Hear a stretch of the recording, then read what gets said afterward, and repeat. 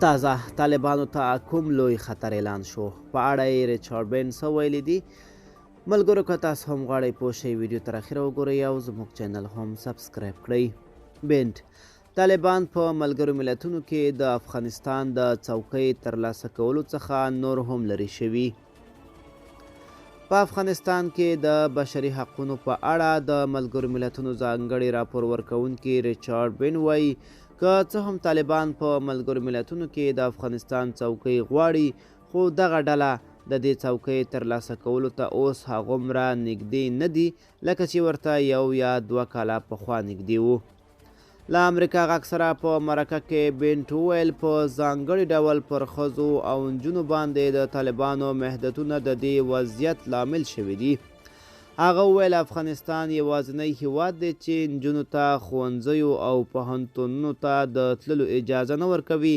یوازې د ښځو او نجونو پر وړاندې تعصب نه دی، بلکې د مذهبي او تمرکزو لکیو او مدني ټولنې پر وړاندې هم تاوتریخوالی روان دی.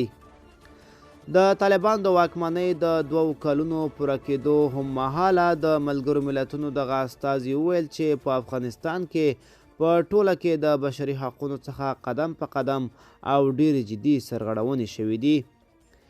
بینټ وایي د طالبانو له لوري د عمومي بخښنې د اعلان سره سره ملګرو ملتونو ته په افغانستان کې د تیر نظام د غړو په وړاندې د بدل اخیستنو راپورونه رسیږي.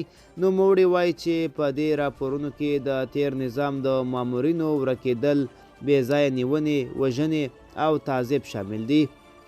ریچارډ بین وویل طالبان د خپلو ستراتیژیکو علایقو پر بنسټ اقدام کوي.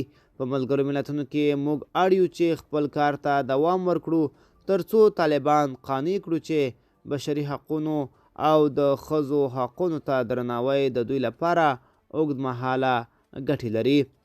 بینټ وایي د اړتیا په صورت کې د نړیوالې ټولنې سره د هاګ د نړیوال محکمې په ګډون د فشار وسیلې شته چې د طالبانو په وړاندې ورڅخه کار واخلي.